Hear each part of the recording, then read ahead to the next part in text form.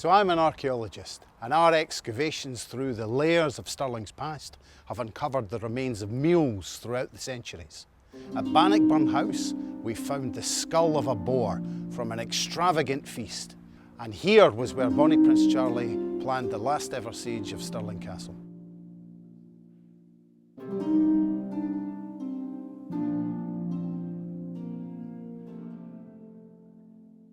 Dining was all about conspicuous consumption. There were spices over history through medieval times, and they were really used as almost like a display of your wealth, like driving your Lamborghini through town. You wanted everyone to see how wealthy you were, so invited your guests over, the people you wanted to impress, and you fed them food with lots of spices in it.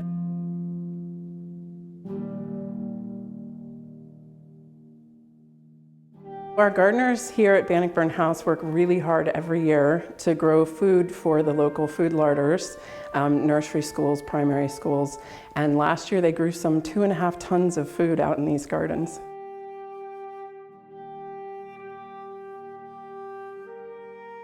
We don't have a lot of direct primary source evidence for the food that was cooked here, save one thing. There is a strong oral tradition of Bonnie Prince Charlie coming here and being ill when he got here in January 1746. And Miss Clementina Walkinshaw, the niece of the house's owner, Sir Hugh Patterson, was put to him to nurse him back to health. And the story goes that she did that with a posset. Now, possets are not like the possets that we have today, like the lemon posset that you might be familiar with. In the 18th century, a posset was more of a curdled, almost a curdled milk with some alcohol and spices like cardamom or cumin, cinnamon, nutmeg. Again, spices being conspicuous consumption, but they also had theories of medicine and health different than we do today.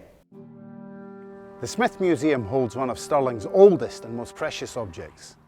It was made in an armoury, but curiously, its purpose has nothing to do with battle.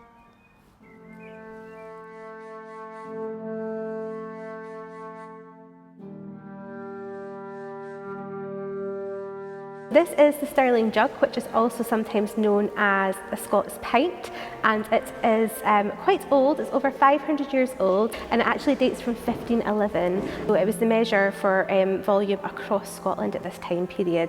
So although it's a treasure possession for Stirling, it's also a national treasure for Scotland as well.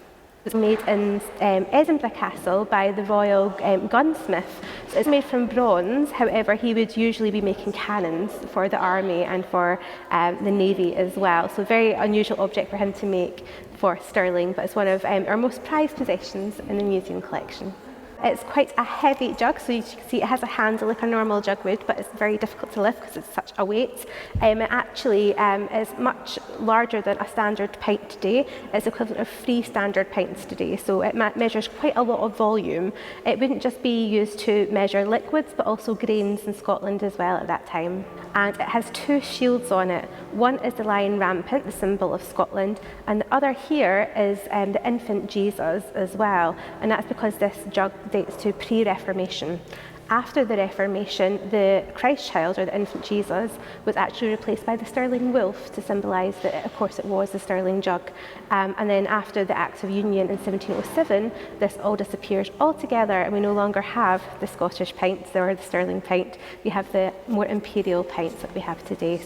The jug is actually stored in the Stirling Smith Museum, so it's a displayed object, and it's actually one of the oldest borough objects we have left in Stirling that still is in existence, which is really special for a metal object because of easily, as it's bronze, being melted down to make a new object.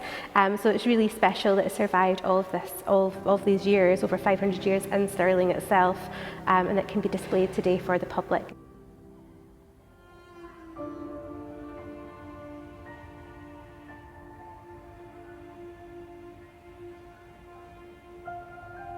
The 18th century, in the heart of the Enlightenment, saw Scotland flood with coffee shops.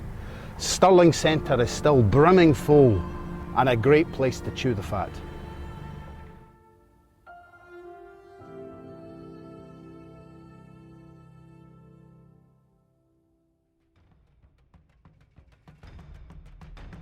We began this series with the words of Scots Makar William Dunbar. Now, half a millennium later, here is the reply from Stirling Makar Laura Fyfe. Right then, William, Makar to Makar, your poem was spoiling for a flighting. So 500 years on, here's what I've got to say. William Dunbar, unfairly contrary, listen now, cause opinions will vary. I ken you prefer that to an Aldrickie, but what you said was orly cheeky. Keek once more and soon you'll see, we who bide here are wiser than thee. What's the point of food that's tasty if all you do is orly hasty? What's the point of wine so fine and places fit for kings to dine, if all you breathe is traffic reek, and peace is what you truly seek? Our city brings much consolation for all life's daft tribulations. With global transport we're stappit through, our ladders have all the things new that might just tempt you, where once you felt your plate was empty. Draw your mind to all that's well, in this hame where good things dwell. Awa fae noise and heeds of Berlin, to the joys and the cheer of our bro city Stirling. Awa fae a world of stramash and swirling, to the joy and the cheer of our bro city Stirling.